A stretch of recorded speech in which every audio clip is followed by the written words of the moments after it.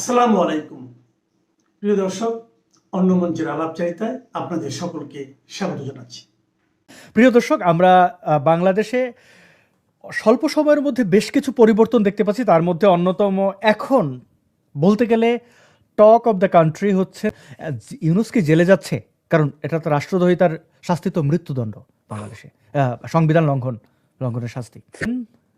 আমাদের রাষ্ট্রপতি চুপ্পু সাহেব তিনি কি বলেছেন গতকাল সকাল থেকে একটি আলোচনা দেখা যাচ্ছে, কালের কণ্ঠের একটি সাক্ষাৎকার, যে সাক্ষাৎকারের শিরোনাম আপনারা দেখতে পাচ্ছেন এখানে লেখা রয়েছে যে চমকানো তথ্য দিলেন রাষ্ট্রপতি।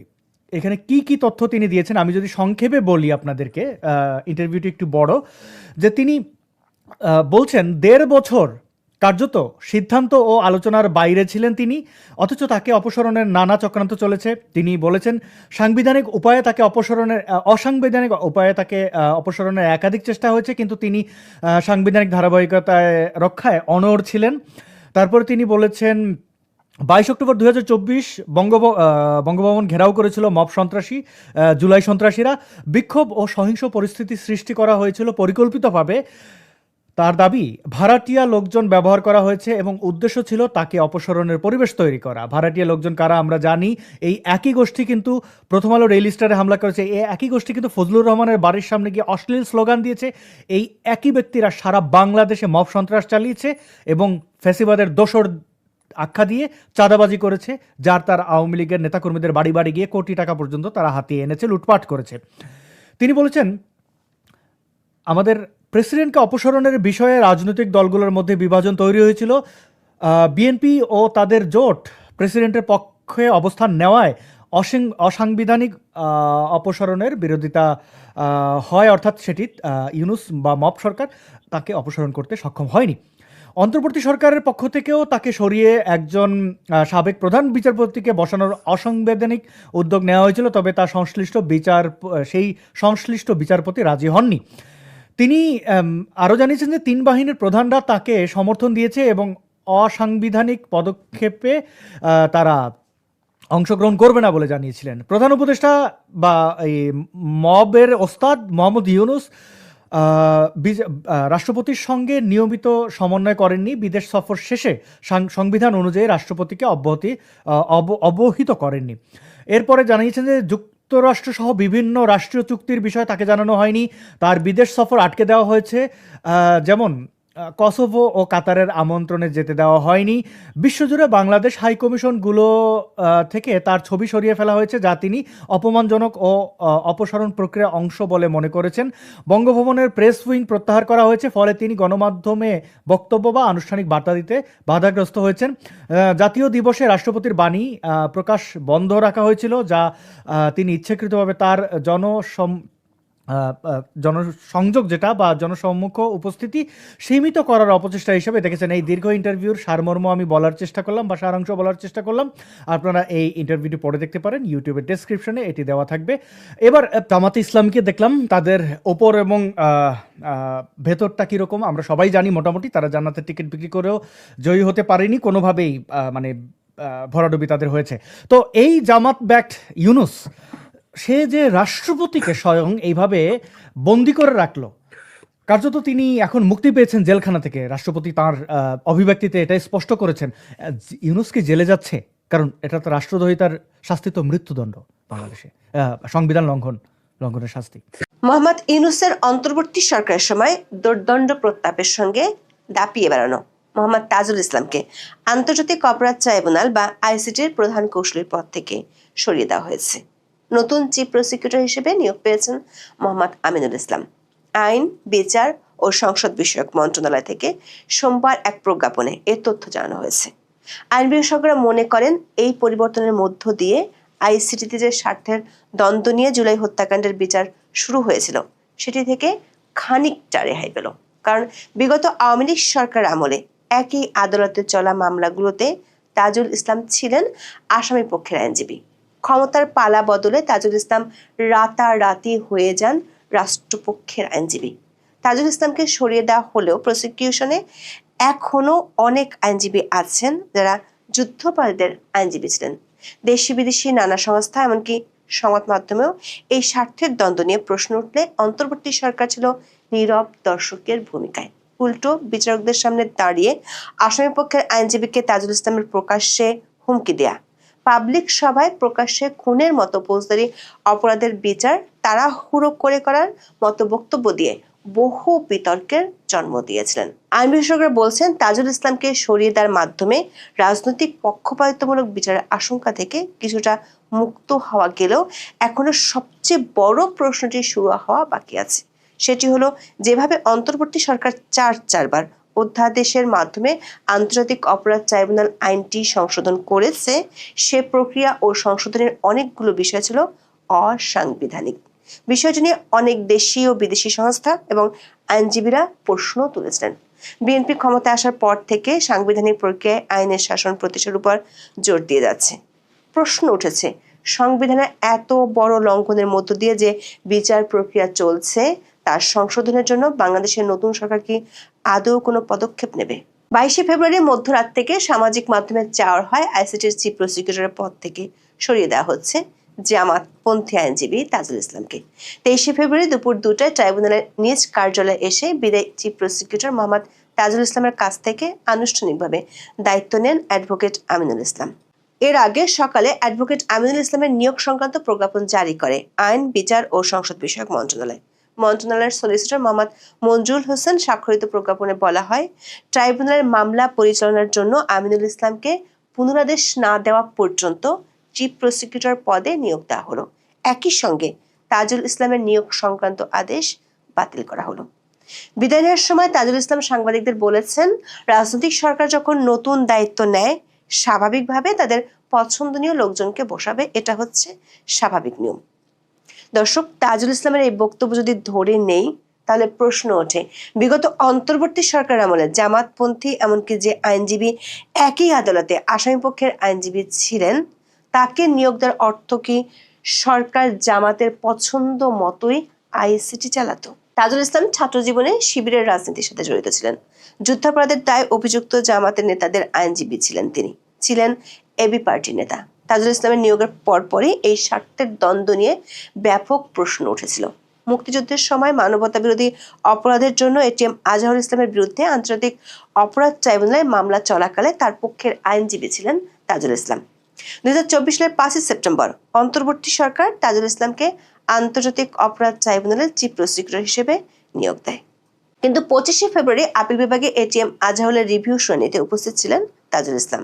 এর ফলে আজহারুলের বিরুদ্ধে মামলায় তাজুল ইসলামের সংশ্লিষ্টতা স্বার্থের সংঘাত বা কনফ্লিক্ট অফ ইন্টারেস্ট তৈরি করেছে কিনা এবং তিনি পেশাগত আচরণবিধি লঙ্ঘন করেছেন কিনা সে প্রশ্ন তুলেছিলেন সুপ্রিম কোর্টের একাধিক আইনজীবী। এছাড়া বিভিন্ন সময় কোর্টে এবং কোর্টের বাইরে তাজুল ইসলামের আচরণ অনেক প্রশ্নের জন্ম দিয়েছিল। গত বছরের 23 November chief prosecutor Tajul Islam আসামিপক্ষের আইনজীবী নাজনীন নাহারকে উদ্দেশ্য করে সরাসরি বলেছিলেন, চুপ থাকুন, কথা বলবেন না, আপনিও আসামি হতে পারেন। এরপর তিনি যোগ করেন, নাজনীনের বিরুদ্ধে বিভিন্ন জায়গা থেকে অভিযোগ পাওয়া যাচ্ছে। চিফ প্রসিকিউটরের এমন খবর গণমাধ্যমে প্রকাশ হওয়ার পর আদালত পাড়ায় এ নিয়ে ব্যাপক আলোচনা শুরু হয়েছিল। আন্তর্জাতিক আইনের মানদণ্ড অনুযায়ী এটি ছিল একটি হুমকি, যার স্থান কোনো আদালতে থাকতে পারে না। 1973 সালে আন্তর্জাতিক অপরাধ ট্রাইব্যুনাল আইনের 17 অনুচ্ছেদের 2 নম্বর ধারা অনুযায়ী আসামির আত্মপক্ষ সমর্থনের জন্য আইনজীবী সহায়তা পাওয়ার অধিকার রয়েছে। গত বছরের 31 আগস্ট দেয়া তাজুল ইসলামের এক বক্তব্যের কারণে আইসিটির বিচার প্রক্রিয়ার স্বচ্ছতা নিয়ে প্রশ্ন ওঠে। ঢাকায় 31 আগস্ট এক অনুষ্ঠানে তিনি বলেন, আগামী নির্বাচিত সরকার জুলাই আন্দোলনে সংগঠিত অপরাধ এবং গুম খুন সহ আওয়ামী লীগ সরকারের শাসনামলে সংগঠিত মানবতা বিরোধী অপরাধের বিচার প্রক্রিয়া নিয়ে অগ্রসর হবে কিনা সেজন্য তাড়াহুড়ো করতে হচ্ছে।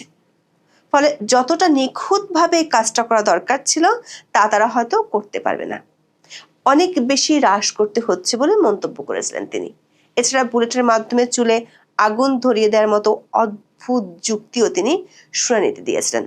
তাজুল ইসলামের একটি দলের সাথে জড়িত থাকা এবং দলটির কয়েকজন নেতার বিরুদ্ধে একই আদালতে দায়ের হওয়া মামলার আইনজীবী হওয়ার কারণে জুলাই হত্যাকাণ্ডে অভিযুক্তদের বিচারের স্বচ্ছতা নিয়ে নানা মহল থেকে প্রশ্ন উঠেছিল।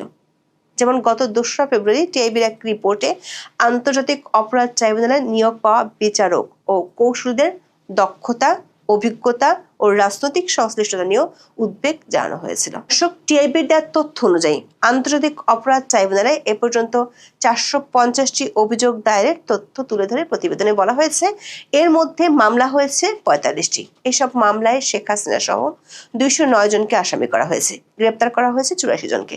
বর্তমানে ট্রাইব্যুনালে 12টি মামলা বিচারাধীন, যেখানে আসামির সংখ্যা 105 জন। বিশেষজ্ঞরা মনে করেন তাজুল ইসলামকে সরিয়ে দেওয়ার কারণে স্বার্থের দ্বন্দ্ব থেকে আপাতত রেহাই পেল ট্রাইব্যুনাল। যদিও প্রসিকিউশন টিমের কয়েকজন সদস্য এখনো রয়ে গেছেন যারা একসময় যুদ্ধাপরাধীদের পক্ষে মামলা লড়েছেন। নতুন চিফ প্রসিকিউটর দায়িত্ব নিয়ে বলেছেন, যারা প্রকৃত অপরাধী নয় এমন কেউ প্রসিকিউশনের মাধ্যমে কোনো হয়রানির শিকার হবেন না। সুপ্রিম কোর্টের সিনিয়র আইনজীবীরা প্রশ্ন রেখেছেন, স্বার্থের দ্বন্দ্বের বিষয়টি থেকে মুক্ত হওয়া গেলেও বর্তমান আইসিটি গঠনে যে অসাংবিধানিক প্রক্রিয়া বিগত অন্তর্বর্তী সরকার অনুসরণ করেছে তা থেকে মুক্তি মিলবে কবে? মানে গোড়াতেই যে গলদ রয়ে গেছে সেটি ঠিক হবে কবে? দর্শক, 2024 সালের 15 আগস্ট দৈনিক প্রথম আলোতে প্রকাশিত খবরে বলা হয়, ওই বছরের 1 জুলাই থেকে 15 আগস্ট পর্যন্ত ছাত্র জনতার আন্দোলনে সংগঠিত হত্যাকাণ্ডের বিচার আন্তর্জাতিক অপরাধ ট্রাইব্যুনালে করার সিদ্ধান্ত নেয় অন্তর্বর্তী সরকার। সে লক্ষ্যে আইন মন্ত্রণালয় 1973 সালের আইনটিতে 19টি ধারায় সংশোধনী এনে সরকার 2024 সালের 24 নভেম্বর এ সংক্রান্ত অধ্যাদেশ জারি করে। তখনই প্রশ্ন উঠেছিল, যে প্রক্রিয়া আইনটি সংশোধন করা হয়েছে তার সংবিধান সম্মতভাবে করা হয়নি। শেখ হাসিনা সরকারের পতনের পর 2024 সালের 6 আগস্ট রাষ্ট্রপতি মোহাম্মদ শাহাবুদ্দিন সংসদ ভেঙে দেন। এ কারণে 6 আগস্টের পর থেকে বাংলাদেশের অন্তর্বর্তীকালীন সরকারের আইন প্রণয়নের কোনো ক্ষমতা ছিল না, ছিল রাষ্ট্রপতির অধ্যাদেশ জারির ক্ষমতা। সংবিধানের 93 অনুচ্ছেদের 1 নম্বর ধারায় বলা হয়েছে, সংসদ ভেঙে যাওয়া অবস্থায় অথবা অধিবেশন না থাকলে রাষ্ট্রপতির কাছে সন্তোষজনকভাবে প্রতীয়মান হলে তিনি অধ্যাদেশ প্রণয়ন ও জারি করতে পারেন। তবে এই ধারাতে কিছু শর্ত দেয়া আছে। এখানে 3টি শর্ত দেয়া আছে। শর্ত 3টির মূল কথা হলো, সংসদ না থাকলে রাষ্ট্রপতি এমন কোনো অধ্যাদেশ করতে পারেন না যেটি সংবিধানের অধীন সংসদের আইন দ্বারা আইনসঙ্গতভাবে করা যায় না, এবং সংবিধানের কোনো বিধান পরিবর্তিত বা রহিত হয়ে যায়। অর্থাৎ সংসদ না থাকলে সংবিধানের 93 অনুচ্ছেদ অনুযায়ী রাষ্ট্রপতির অধ্যাদেশ জারির ক্ষমতার সীমাবদ্ধতা আছে। মানে রাষ্ট্রপতি চাইলেই সব বিষয়ে অধ্যাদেশ জারি করতে পারেন না। স্পষ্টভাবে বললে 2টো বিষয়ে রাষ্ট্রপতি অধ্যাদেশ জারি করতে পারেন না। একটি হলো সাংবিধানিক কোনো বিধান পরিবর্তন করতে পারেন না, আরেকটি হলো এমন কোনো অধ্যাদেশ জারি করতে পারেন না যেটি সংসদীয় আইনের স্থায়ী বিকল্প হিসেবে কাজ করে। অন্তর্বর্তী সরকার 2024 সালের 24 নভেম্বর যে অধ্যাদেশটি জারি করেছে সেখানে বলা হয়েছে, সংশোধনীটি 2009 সালের 6 জানুয়ারি থেকে কার্যকর হবে।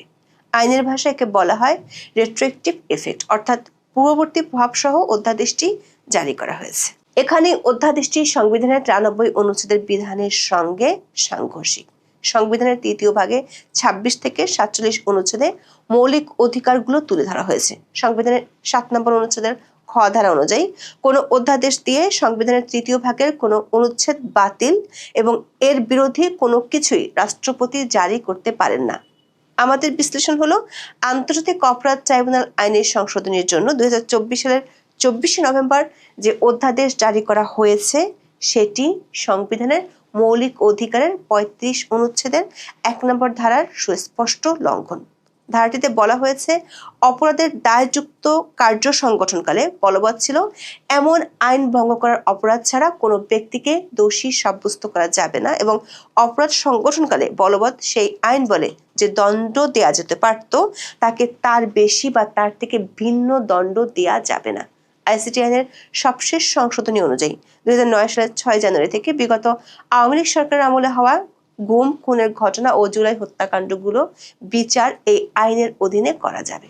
অথচ সংবিধানের 35 অনুচ্ছেদের 1 নম্বর ধারা বলছে, যেহেতু এটি মৌলিক অধিকার তাই অপরাধ সংগঠনের সময় যে আইন ছিল সে আইন দিয়ে বিচার করতে হবে। 1973 সালে আন্তর্জাতিক অপরাধ ট্রাইব্যুনাল আইনটি প্রণীত হয়েছিল। আন্তর্জাতিক আইনের অধীনে 1971 সালের মহান স্বাধীনতা যুদ্ধে গণহত্যা, মানবতা বিরোধী অপরাধ, যুদ্ধাপরাধ এবং অন্যান্য অপরাধের জন্য ব্যক্তিদের আটক, বিচার ও ও শাস্তি দেওয়ার জন্য। যুদ্ধাপরাধীদের বিচারের জন্য বিগত আওয়ামী লীগ সরকার 2009 ও 2013 সালে আইনটি সংশোধন করেছিল। সেই সংশোধনী পাশ হয়েছিল সংসদে, কিন্তু সংবিধানের মৌলিক মানবাধিকার অনুচ্ছেদের সাথে সাংঘর্ষিক কোনো সংশোধনী অধ্যাদেশের মাধ্যমে করা সম্ভব নয়। সেটি করতে হলে অবশ্যই সংসদের মাধ্যমে করতে হবে।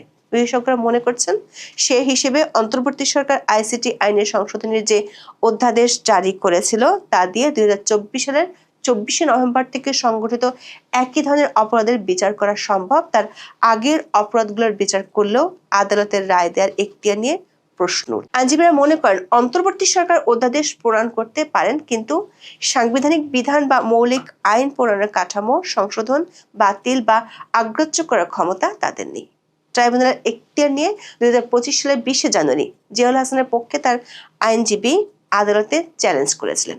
সেখানে অনেকগুলো ইস্যুর পাশাপাশি এই বিষয়টিও আদালতের নজরে আনা হয়েছিল। তবে আন্তর্জাতিক অপরাধ আদালত এ ধরনের আপিল শোনার এখতিয়ার তাদের নেই বলে রিটটি বাতিল করে দেয়।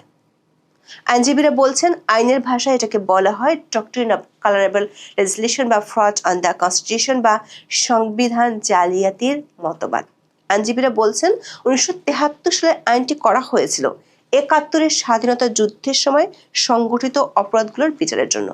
রোম সংবিধি সহ আন্তর্জাতিক আইনগুলোর বিধান অনুযায়ী এ ধরনের আইনের জন্য শর্ত হলো অবশ্যই যুদ্ধ সংঘটিত হবে। কোনো সাধারণ রাজনৈতিক বিরোধ সংঘাতকে এই আইনের আওতায় দেখার সুযোগ নেই বলে মনে করেন বিশেষজ্ঞরা। দর্শক, অন্তর্বর্তী সরকার চারবার এই আইনটি সংশোধন করে আলাদা আলাদা অধ্যাদেশ জারি করেছিল।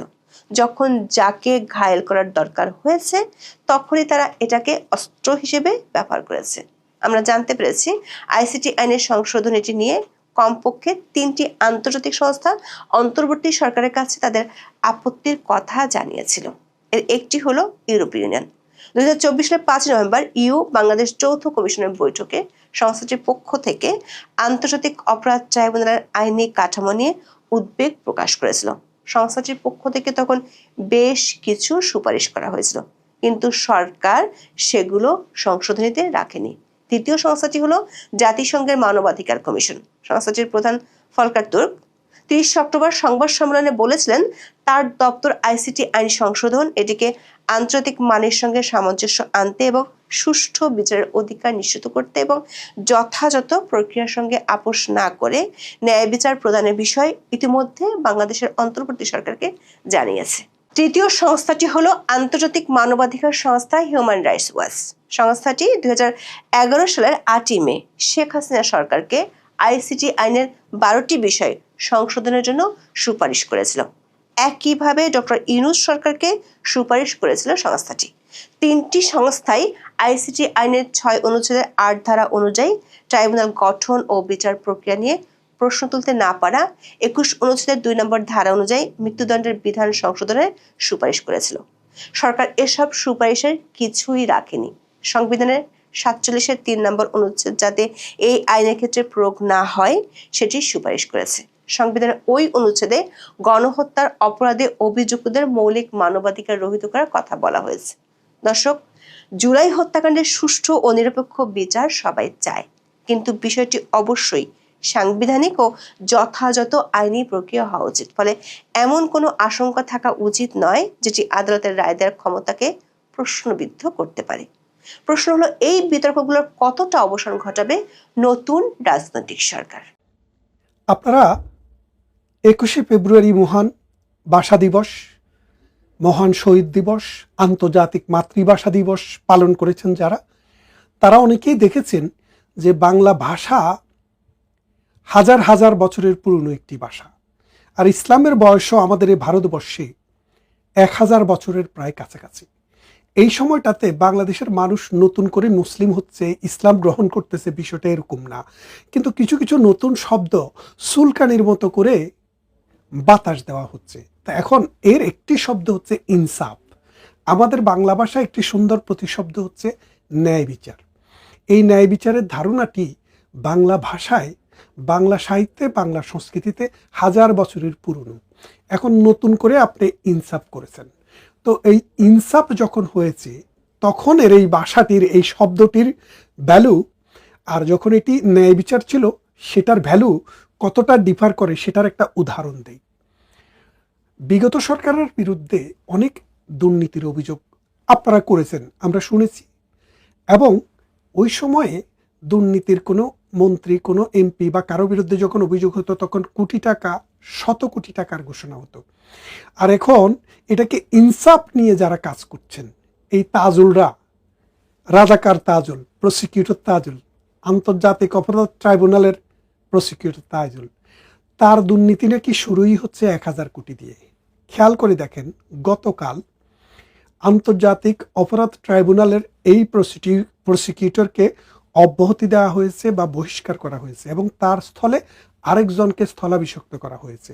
তার বিরুদ্ধে সোশ্যাল মিডিয়াতে, অনলাইনে, বিভিন্ন মিডিয়াতে আমরা যে খবর পাচ্ছি, তিনি 1000 কোটি টাকা ঘুষ নিয়ে তিনি এবং তার সাঙ্গপাঙ্গরা মিলে প্রধানমন্ত্রী শেখ হাসিনার বিরুদ্ধে মানবতা বিরোধী অপরাধের রাজসাক্ষী হিসেবে পুলিশ অফিসারদেরকে নিয়ে এসছেন, এবং এইভাবে শুধু একটি নয়, বেশ কয়েকটি মামলায় কয়েক হাজার কোটি টাকা ঘুষ নিয়ে তিনারা এই কাজ করেছেন। তিনাদের মধ্যে যারা যারা ছিলেন তাদের কেউ কেউ সঠিকভাবে ভাগ বাটোয়ারা পাননি, তাই তো তারা গোসা হয়ে এই জিনিসটি বাইরে প্রকাশ করে দেন। আর এই প্রকাশিত হওয়ার পর তাজুলকে বিদায় নিতে হয়। এখন তাজুলের বিদায়ের ফলে প্রশ্নটা কি দাঁড়াচ্ছে? যেই বিচারটি আন্তর্জাতিক অপরাধ ট্রাইব্যুনাল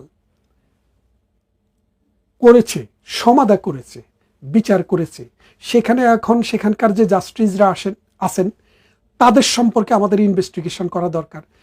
সেখানে যে আরও আইনজীবীরা ছিলেন তাদের বিরুদ্ধে, তাদের সম্পর্কে আমাদের আরও ইনভেস্টিগেশন করা দরকার। সেখানে যারা সাক্ষ্য দিয়েছেন তাদেরকেও আমাদের ইনভেস্টিগেশন করা দরকার, কারণ এই 1000 কোটি টাকা কোন কোন পকেট থেকে এসছে এবং কোন কোন পকেটে গিয়েছে সেটাকে আইডেন্টিফাই করতে হবে। এবং এর ফলে যেটা হবে যে আগামী দিনে শেখ হাসিনার বিরুদ্ধে যে জাজমেন্টটি হয়েছে, যে সাজানো মঞ্চস্থ করা হয়েছে যে নাটকটি, সেই নাটকে প্রধানমন্ত্রী শেখ হাসিনা এবং আসাদুজ্জামান খান কামাল দুইজনের ফাঁসির রায় দেওয়া হয়েছে। এই ফাঁসির রায়টি এখন কি হবে? আমি বিশ্বাস করি এখন যদি আমাদের কোনো একজন আইনজীবী সুপ্রিম কোর্টে, হাইকোর্ট ডিভিশনে যদি একটি রিট পিটিশন করেন এবং চ্যালেঞ্জ করেন যে এই মামলার কার্যক্রমটি কেন অবৈধ ঘোষণা করা হবে না, তাহলে ফলাফলটি কি হতে পারে? ফলাফলটি হতে পারে এই মামলার সমস্ত কার্যক্রমকে অবৈধ ঘোষণা করা হতে পারে। এক। দ্বিতীয় কথা হচ্ছে, এখন সময় এসছে যে আন্তর্জাতিক অপরাধ ট্রাইব্যুনালে যে বিচারটি হয়েছে সেই বিচারটি যে নাল অ্যান্ড ভয়েড ছিল সেটাকে চ্যালেঞ্জ করা। কেন চ্যালেঞ্জ করা আপনাকে বলি। আন্তর্জাতিক অপরাধ ট্রাইব্যুনালে শেখ হাসিনার বিচার শুরু হওয়ার আগে 50 থেকে 100টি মামলা রুজু হয়েছে, প্রায় 50-এর অধিক মামলার রায় হয়েছে। আপনারা দেখেন, এদের একজনকেও 1971 সালের পরবর্তী কোনো ঘটনার জন্য কনভিকশন দেওয়া হয়নি। তাদের বিরুদ্ধে 1971 সালের 26শে মার্চ থেকে 16ই ডিসেম্বর পর্যন্ত সময়ের বাইরে কোনো ঘটনার জন্য চার্জ গঠন করা হয়নি। আপনারা যদি একটু ঘেঁটে দেখেন, বাংলাদেশে 1973 সালে বঙ্গবন্ধু যখন এই আন্তর্জাতিক অপরাধ ট্রাইব্যুনাল অধ্যাদেশ আইনটি করেন, সেখানে যদি আপনারা পার্লামেন্টারি হ্যান্সারটি দেখেন, পার্লামেন্টারি হ্যান্সার দেখলেও আপনারা ক্লিয়ারলি বুঝতে পারবেন এই আইনটি মূলত করা হয়েছে 1971 সালের 26শে মার্চ থেকে 16ই ডিসেম্বর পর্যন্ত সময়ে রাষ্ট্র যখন কেইফাবল ছিল না, রাষ্ট্র যখন ফাংশনিং ছিল না, সেই সময়ে যে অপরাধগুলো সংগঠিত হয়েছে সেই অপরাধগুলোর বিচার করার জন্য। আপনারা জানেন 26শে মার্চে যখন আমাদের স্বাধীনতা ঘোষণা হয়, তখন বাংলাদেশের কুষ্টিয়া জেলার বৈদ্যনাথ তলার, মেহেরপুরের বৈদ্যনাথ তলার আম্রকাননে একটি সরকার গঠিত হয়েছিল। সেই সরকারটি 17ই এপ্রিল শপথ নিয়েছিল। 10 এপ্রিল প্রথমে গঠিত হয়, 17ই এপ্রিলে সেটি শপথ গ্রহণ করে এবং তারপরে এটি ভারতে কার্যক্রম পরিচালনা করে। যে এটাকে অনেক সময় প্রবাসী সরকার হিসেবেও বলা হয়। তাদের সেই প্রক্লেমেশন, ডিক্লারেশন অফ ইন্ডিপেন্ডেন্স, সেগুলাকে আমরা কনস্টিটিউশনের অংশ করে নিয়েছি 1972 সালের সংবিধানে। তাহলে খেয়াল করে দেখেন, আমাদের একটি সরকার গঠিত হয়েছিল, রাষ্ট্র আমরা ডিক্লারেশন দিয়েছি, কিন্তু রাষ্ট্রটিকে স্বাধীন করার জন্য, মুক্ত করার জন্য আমরা 9 মাস যুদ্ধ করার পর 1971 সালের 16ই ডিসেম্বরে আমরা রাষ্ট্রের সার্বভৌমত্ব অর্জন করি। তার মানে আমাদের সার্বভৌম ক্ষমতা ছিল না 1971 সালের 16ই ডিসেম্বরের আগ পর্যন্ত। কিন্তু এই 26শে মার্চ থেকে 16ই ডিসেম্বর সময়, এই 9 মাসে আমাদের অসংখ্য প্রাণ ঝরে গেছে, 1 কোটিরও অধিক মানুষকে দেশান্তরিত হয়েছে, লক্ষ লক্ষ মানুষ জীবন দিয়েছে, অসংখ্য মানুষের ঘরবাড়ি জ্বালিয়ে দেওয়া হয়েছে এবং অসংখ্য মানুষকে হত্যা করা হয়েছে। ওই সময়ে যেহেতু পাকিস্তানি জান্তা সরকার, পাকিস্তানি দখলদার সরকার ক্ষমতায় ছিল, আমাদের পক্ষে সেই বিচারগুলো করা সম্ভব হয়নি। তাই আমরা 1973 সালে এই আইনটি করেছিলাম যে সেই সময় মানুষ যে জাস্টিস পায় নাই, মানুষের উপরে যে অমানবিক মানবাধিকার লঙ্ঘনের যে ঘটনাগুলো ঘটেছে সেগুলো বিচার করার জন্য। তাই তো 1973 সালের আন্তর্জাতিক অপরাধ আইনের যে ট্রাইব্যুনাল আইন, যেটি সে আইনে 1971 পরের কোনো ঘটনার বিচার চলে না। যদি করতে হয় তাহলে সেটা পার্লামেন্টে নতুন করে একটি অ্যাক্ট করে সেই বিচারটা করতে হবে। তাছাড়া বাংলাদেশে যে হত্যা, ধর্ষণ, গুম, খুন এইসবের বিচার করার জন্য আমাদের পেনাল কোড ফাংশনিং, আমাদের সরকার ফাংশনিং, আমাদের হাইকোর্ট ফাংশনিং, আমাদের অর্গানগুলো ফাংশনিং। তাহলে শেখ হাসিনার সরকার যখন 5 আগস্ট 2024 সালে ক্ষমতা ত্যাগ করে, তখন তাদের বিচার করার জন্য ডক্টর ইউনূসের সরকার ছিল। তাহলে সেই সরকার কেন 1973 সালের আন্তর্জাতিক অপরাধ দমন আইনকে তাদেরকে মৃত্যুদণ্ডের রায় দেওয়ার জন্য ব্যবহার করবে? এটা হচ্ছে টোটাল একটা পারপাসিভ এবং ভিন্ডিকটিভ মেন্টালিটির একটি লক্ষণ। এখন আমরা দেখলাম সেটা করতে গিয়ে সরকার শুধু আওয়ামী লীগকে একিউজড করেনি, তারা কোটি কোটি টাকাও বানিয়েছে। এই যে 1000 কোটি টাকা, এই 1000 কোটি টাকার ভেতরে ডক্টর ইউনূস এবং তার সাঙ্গপাঙ্গরা কত পেয়েছে সেটারও একটা দলিল আসা দরকার, সেটারও একটা হিসাব আমাদের পাওয়া দরকার। আসুন, আমরা শুধু ডক্টর ইউনূস নয়, শুধু এই রাজাকার তাজুল নয়, রাজাকার কেন বলছি, সে তো রাজাকারদের অ্যাডভোকেট, সে তো রাজাকার যতগুলার ফাঁসি হয়েছে তার বেশিরভাগের অ্যাডভোকেট ছিল। যখন ক্ষমতার পালাবদল হয়েছে, রাজাকাররা ডক্টর ইউনূসের মাধ্যমে যখন রাষ্ট্র ক্ষমতা দখল করেছে, তখনই সে কিন্তু কাদের পক্ষে গেল? রাজাকারদের পক্ষ হয়ে ওই মুক্তিযোদ্ধাদের বিরুদ্ধে গিয়ে কামাল ভাইয়ের মতো, জননেত্রী শেখ হাসিনার মতো মানুষের বিরুদ্ধে শত কোটি টাকা নিয়ে মিথ্যা সাক্ষ্য হাজির করেছে এবং সেটি এখন মানুষের কাছে দৃশ্যমান। এই সন্ত্রাসীদের, এই 71-এর পরাজিত শক্তিদের আমরা এই মাটিতে, এই দেশে আবারও বিচারের মুখোমুখি করব। আসুন সবাই সমস্বরে আমরা দাঁড়াই যে এই অত্যাচারের বিচার, এই নির্যাতনের বিচার, এই মিথ্যা আদালতের বিচার এই জমিনেই হতে হবে। এবং আপনারা খেয়াল করে দেখেন, আমি শুরুতে যে কথাটি বলছিলাম, আজকাল বাংলাদেশকে 1971 সালে আমাদেরকে নতুন করে মুসলমান করতে চেয়েছিল পাকিস্তানিরা। উর্দু ভাষাকে 52 সালে আমাদের উপরে চাপিয়ে দেওয়ার চেষ্টা করেছিল ইসলামী ভাষা বলে, কারণ হরফটা আরবি কিন্তু সত্যিকার অর্থে ভাষাটা আরবি ছিল না। তারপরও এই ধর্মন্ধ গোষ্ঠী আমাদের উপরে ধর্ম দিয়ে শোষণ করার চেষ্টা করেছিল। ঠিক এখন যখন প্রগতিশীল শক্তি, আওয়ামী লীগ, মুক্তিযুদ্ধের সপক্ষের শক্তি যখন রাজনৈতিকভাবে কোণঠাসা, তখন ঠিক তারা আবার ওই ইনকেলাব, ওই ইনসাফ, ওই আদল এগুলাকে আমাদের সামনে নিয়ে এসছে। কেন নিয়ে এসছে? এই শব্দগুলো, আমি একটা জিনিস বলি, পৃথিবীর সব ভাষায়, সব জাতির ভাষায়, আন্তর্জাতিক সমস্ত ভাষায় বিদেশি শব্দের আধিক্য রয়েছে, এটা স্বাভাবিক। কিন্তু যে শব্দটি, যে ভাষাটি আপনার নিজের ভাষায় সুন্দরভাবে, সুষ্ঠুভাবে লেখার মতো, বলার মতো, পড়ার মতো শব্দ রয়েছে, সেখানে অন্য একটা ইম্পোজিশনের ভিন্ন একটা মিনিং থাকে। সেই মিনিংটাই হলো এই সমাজ, এই রাষ্ট্র, এই জাতিকে ভঙ্গুর মানে একটা দৃষ্টান্তের দিকে নিয়ে যাওয়া। এবং এই জিনিসটা নতুন না। 1600 শতকে আপনারা জানেন, তখনও এই আরবি ভাষাকে, পার্সি ভাষাকে বাংলার মানুষের উপরে চাপিয়ে দেওয়ার একটা নমুনা তৈরি হয়েছিল। সেই সময়ে বাংলার মানুষ বিদ্রোহ করেছিল। সেই বিদ্রোহটা 1952 সালের মতো হয়নি, কবিদের কাছ থেকে এসছে। আপনারা জানেন 1600 শতকের কবি আব্দুল হাকিম, যিনি নূর নামক একটি গ্রন্থে বঙ্গবাণী নামে একটি কবিতা লিখেছিলেন। সেই কবিতায় তিনি বলেছিলেন, যেই সবে বঙ্গেতে জন্মি হিংসে বঙ্গবাণী, সেই সব কাহার জন্ম নির্ণয় ন জানি। কথার অর্থ হলো, বাংলাদেশে জন্মগ্রহণ করে যারা বাংলা ভাষাকে ঘৃণা করে বা বাংলা ভাষাকে যারা ভালোবাসে না, তারা কার জন্ম আমরা জানি না, অর্থাৎ তারা বাস্টার্ড, তারা জারজ সন্তান, এই কথাটাই কবি বলেছেন। এবং তিনি আরো একটি বলেছেন কথা যে দেশি ভাষা বলে যার মন না জুড়ায়, নিজ দেশ থেকে কেন বিদেশ ন যায়। অর্থাৎ নিজের দেশের ভাষায় যাদের মন জুড়ায় না, প্রাণ জুড়ায় না, যারা শান্তি পায় না, তারা নিজের দেশ ছেড়ে দিয়ে বিদেশে কেন যায় না, তিনি সেই উপদেশ দিয়েছেন। তাই আজকের দিনেও এই কবি আব্দুল হাকিম খুবই প্রাসঙ্গিক। তিনি যে বলেছেন যারা নিজের জাতিকে, নিজের দেশকে, নিজের মাতাকে, নিজের ভাষাকে অন্য ভাষার উপরে স্থান দিতে চেষ্টা করে এবং দেয়, তারা আসলে এই জাতি, এই দেশ, এই সমাজের কুলাঙ্গার। এরা ধর্মের নামে অধর্ম করে, এরা শান্তির নামে অশান্তি করে, নীতির নামে দুর্নীতি করে। আপনারা তো দেখলেন এই তাজুল গংদের হাজার হাজার কোটি টাকার যে দুর্নীতি, এটা তো সবই সূত্রপাত।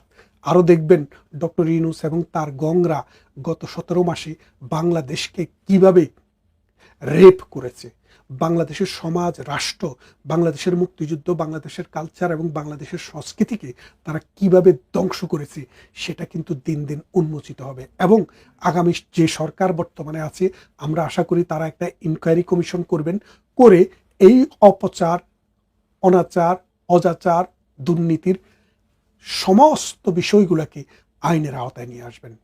প্রিয় বন্ধুরা, কথা হবে অন্য কোনো ভিডিওতে। আজকের মতো এখানেই শেষ।